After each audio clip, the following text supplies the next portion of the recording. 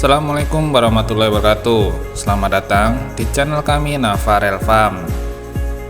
Pada video kali ini kita akan belajar dari Pak Bubun, seorang petani dari Kecamatan Pasirwangi, Kabupaten Garut. Beliau telah mengembangkan metode budidaya tomat yang sederhana namun efektif. Pak Bubun menggunakan pendekatan unik dalam budidaya tomatnya, mulai dari penggunaan pupuk dasar, metode tanam, hingga pengelolaan penyiraman yang cerdas. Tidak hanya itu, beliau juga mengaplikasikan asam humat di lahan tanamnya untuk menjaga ketersediaan air di musim kemarau. Dengan berbagai modifikasi teknik tanam, Pak Bubun membuktikan bahwa perawatan yang tepat dapat memberikan hasil panen tomat yang maksimal, baik dari segi kuantitas maupun kualitas. Bagaimana cara Pak Bubun melakukannya? Yuk simak selengkapnya dan jangan lewatkan tips serta trik berharga untuk budidaya tomat sahabat.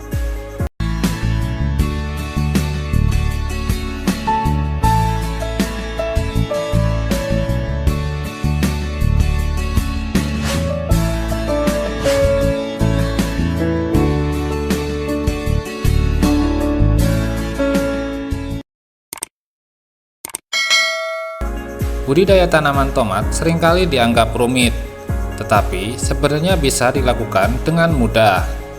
Budidaya tanaman tomat bisa menjadi kegiatan yang menyenangkan dan menguntungkan, terutama jika sahabat mengetahui cara merawatnya dengan sederhana namun efektif. Dengan langkah-langkah yang tepat dan sederhana, kita bisa mendapatkan hasil panen yang melimpah tanpa mengorbankan kualitas maupun kuantitas buah yang dihasilkan. Pada video kali ini akan membahas cara mudah untuk menanam dan merawat tomat agar sahabat bisa menikmati hasil yang optimal. Proses awal budidaya tanaman apapun, yang pertama yaitu adalah olah lahan. Mulai dari pembuatan bedengan, pemberian pupuk dasar, sampai aplikasi plastik musa. Ketika bedengan sudah dibuat, kemudian Pak Bubun memberikan pupuk dasar. Pupuk kohe ayam beliau sebarkan merata di permukaan bedengan. Setelah tertebar merata, kemudian beliau lanjut proses penyiraman. Tidak hanya air. Untuk proses penyiraman, beliau menggunakan asam humat Power Soil dengan dosis 1 kg per 400 liter air. Siram merata sampai benar-benar basah. Tujuan dari penyiraman asam humat ini adalah mempercepat pertumbuhan tanaman. Selain itu, juga bermanfaat untuk menyerap air di musim kemarau. Air akan cepat hilang begitu saja ketika musim kemarau, baik itu karena larut ke dalam tanah maupun menguap. Oleh karena itu, asam humat mempunyai peran yang bisa mengikat air sehingga akan terjaga ketersediaan air di dalam tanah. Cara ini juga bermanfaat untuk mencegah kekeringan akibat musim kemarau. Apabila tanaman sampai kekeringan, fatalnya bisa mengakibatkan stres. Maka dari itu, aplikasi asam humat di musim kemarau versi Pak Bubun ini adalah wajib diaplikasikan. Lahan Pak Bubun terbagi menjadi dua bagian. Pada bagian pertama, beliau tanam tomat varietas Talisa F1 dari Mutiara Bumi. Dan bagian kedua ditanam tomat varietas Tanisa F1 dari 3 daun. Meskipun dua varietas buat perbandingan, alhamdulillah keduanya dapat tumbuh secara maksimal. Metode tanam tomat versi beliau untuk penanaman menggunakan lajur, di mana masing-masing lubang tanam diisi 2 tanaman. Pengaturan jarak tanam antara lubang tanam yaitu 50 cm x 50 cm. Beda dengan cara tanam tomat pada umumnya, tetapi cara ini diterapkan oleh Pak Bubun terbukti lebih efektif dan efisien untuk pemupukan dan penyepraian. Dengan pola tanam satu lajur ini akan lebih menghemat penyiraman juga di musim kemarau, di mana harus membutuhkan air untuk mencukupi 2 lubang tanam. Tetapi saat ini hanya cukup untuk 1 lubang tanam saja. Dan yang terlihat di lahan Pak Bubun ini adalah cara menjalarkan tanamannya. Ditanam di tengah bedengan, tetapi tanamannya beliau jalarkan ke samping kanan dan kiri yang sudah disiapkan ajir. Cara yang cukup unik menurut kami, karena dengan begitu ada celah dan ruang untuk sirkulasi udara dan cahaya.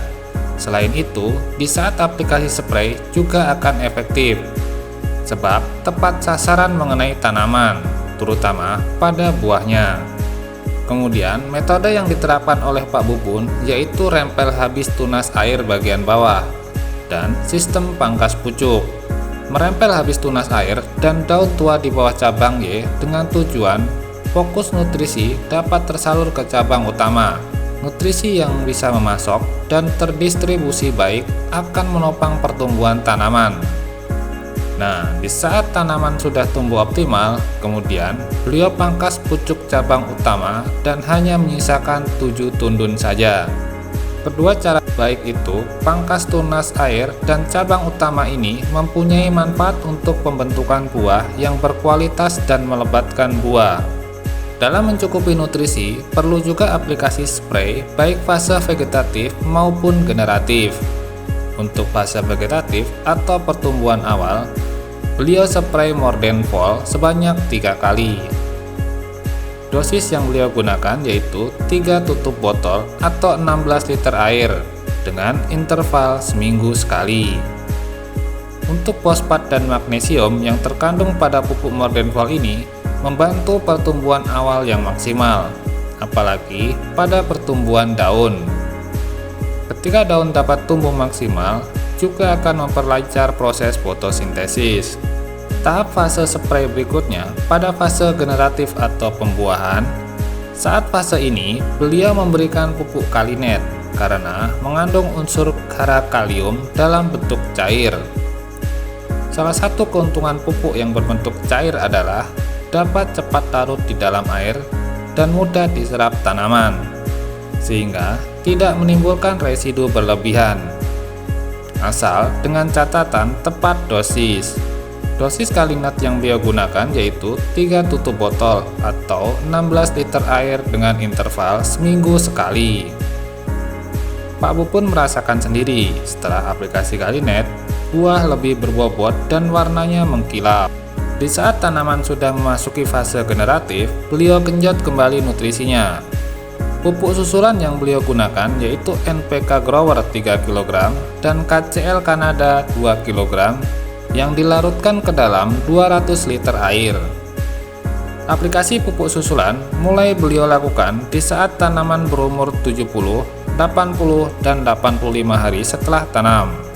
Dikocorkan tepat di lubang tanam dan menghabiskan 2 drum untuk kocor 8.000 tanamannya. Kombinasi 2 pupuk ini juga memberikan dampak pada pertumbuhan buah tomatnya.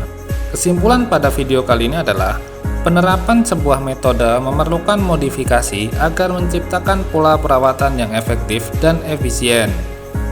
Tidak hanya monoton pola tanam yang diperlukan, perlu modifikasi setiap musimnya untuk mendapatkan pola perawatan yang paling efektif dan efisien. Jadi, itulah cara Pak Bubun menerapkan metode sederhana namun efektif dalam budidaya tomat.